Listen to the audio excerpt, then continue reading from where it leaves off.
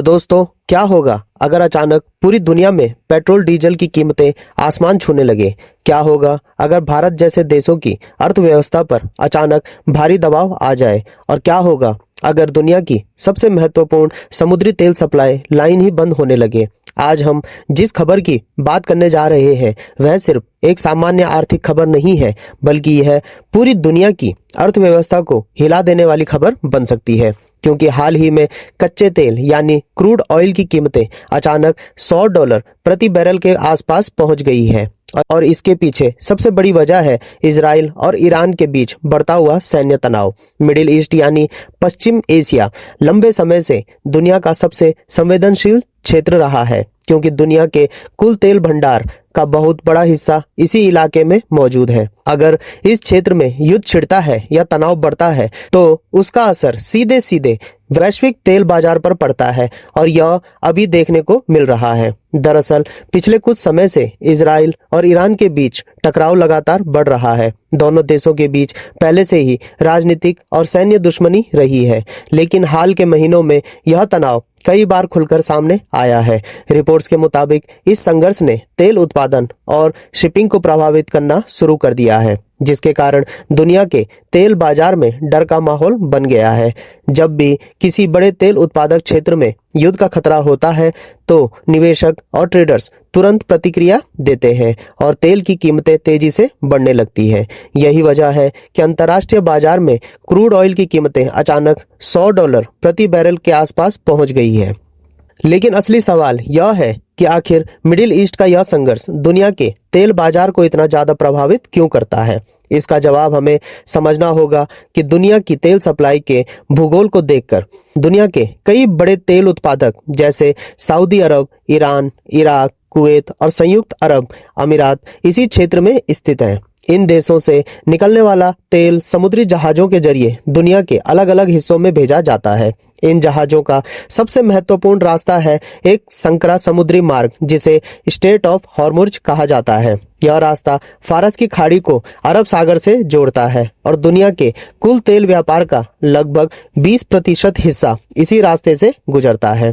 अगर किसी कारण यह रास्ता बंद हो जाए या जहाजों की आवाजाही प्रभावित हो जाए तो दुनिया के कई देशों को तेल की सप्लाई में भारी समस्या हो सकती है।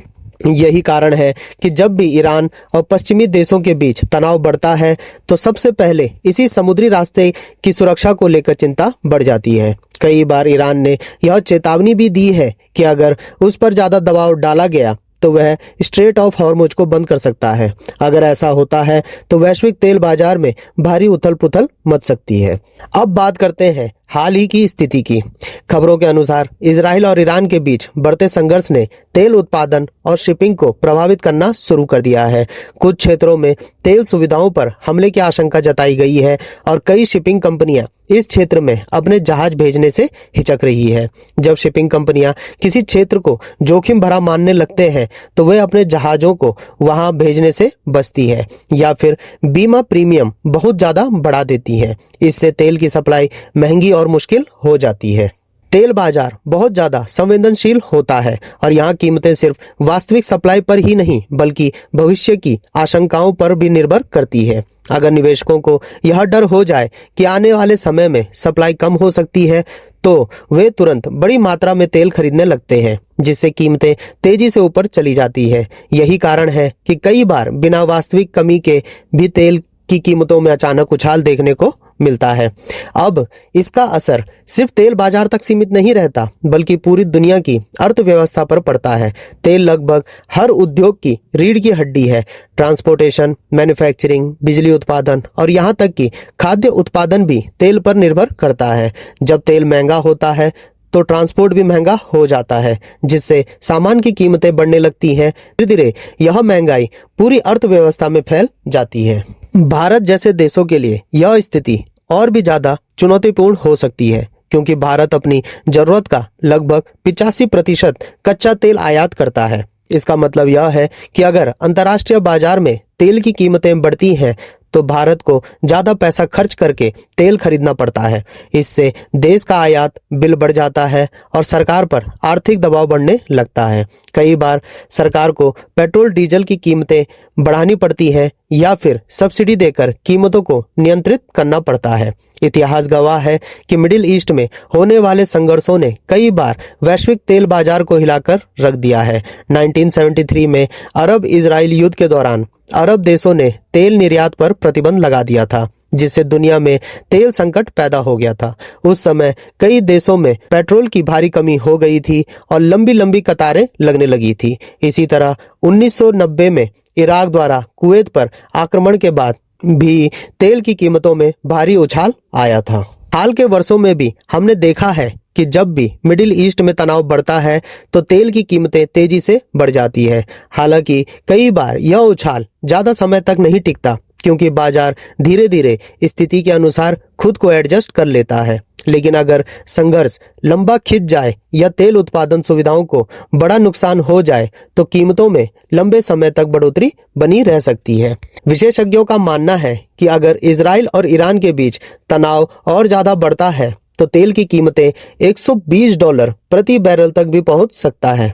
यह स्थिति दुनिया के कई देशों के लिए आर्थिक संकट पैदा कर सकती है, खासकर उन देशों के लिए जो पहले से ही आर्थिक चुनौतियों का सामना कर रहे हैं।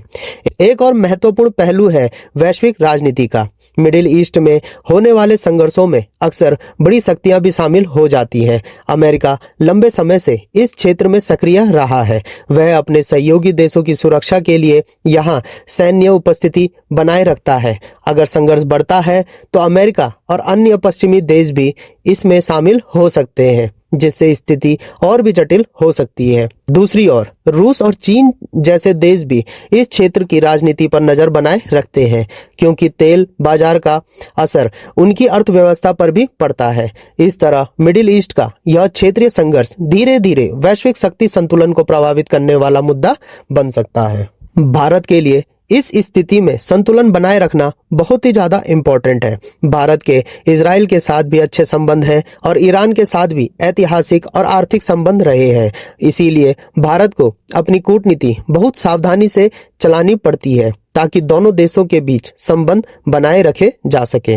अगर तेल की कीमतें लंबे समय तक ऊंची बनी रहती हैं तो भारत को अपने ऊर्जा स्रोतों में विविधता लाने पर और ज्यादा जोर देना होगा। पिछले कुछ वर्षों में भारत ने रूस से सस्ता तेल खरीदकर अपने आयात बिल को कम करने की कोशिश की है। इसके अलावा भारत नवीकरणीय ऊर्जा जैसे सोलर और विंड पावर में भी तेजी से निवेश कर रहा है ताकि भविष्य में तेल पर निर्भरता कम की जा सके। लेकिन फिलहाल दुनिया की ऊर्जा व्यवस्था में तेल की भूमिका अभी भी बहुत बड़ी है। इसीलिए जब भी तेल बाजार में उथल पुथल होता है तो उसका असर हर देश की अर्थव्यवस्था पर पड़ता है। यही कारण है कि इजराइल ईरान संघर्ष की खबरों ने वैश्विक बाजारों को भी चिंतित कर दिया है। आने वाले समय में सबसे महत्वपूर्ण सवाल यह होगा कि क्या यह संघर्ष सीमित रहेगा या फिर यह एक बड़े क्षेत्रीय युद्ध का रूप ले सकता है। अगर स्थिति नियंत्रण में रहती है तो तेल की कीमतें धीरे धीरे स्थिर हो सकती हैं, लेकिन अगर संघर्ष बढ़ता है और तेल सप्लाई प्रभावित होता है तो दुनिया को एक नए ऊर्जा संकट का सामना करना पड़ सकता है। इस पूरी स्थिति से हमें एक बड़ी सीख मिलती है कि ऊर्जा सुरक्षा किसी भी देश के लिए कितनी महत्वपूर्ण होती है। जिन देशों के पास अपने ऊर्जा स्रोत होते हैं वे ऐसे संकट का सामना बेहतर तरीके से कर सकते हैं, जबकि आयात पर निर्भर देशों को ज्यादा चुनौतियों का सामना करना पड़ता है। इसीलिए भविष्य में दुनिया धीरे धीरे वैकल्पिक ऊर्जा स्रोतों की ओर बढ़ने की कोशिश कर रही है, लेकिन यह बदलाव रातों रात नहीं हो सकता। तब तक दुनिया को तेल बाजार की अनिश्चितताओं के साथ ही आगे बढ़ना होगा। तो फिलहाल सवाल यही है कि क्या यह तेल संकट कुछ समय बाद शांत हो जाएगा या फिर यह दुनिया की अर्थव्यवस्था के लिए एक बड़ा तूफान साबित होगा। आने वाले हफ्तों में मिडिल ईस्ट की स्थिति ही तय करेगी कि तेल की कीमतें किस दिशा में जाएंगी और इसका असर दुनिया के आम लोगों की जेब पर कितना पड़ेगा। तो दोस्तों, आप लोगों को क्या लगता है कमेंट बॉक्स में अपनी राय जरूर दें। तो दोस्तों, आज के लिए इतना ही। मिलता हूं मैं दोबारा एक नए लेटेस्ट अपडेट और एक नई वीडियो के साथ। तब तक जुड़े रहिए। धन्यवाद। जय हिंद, जय भारत।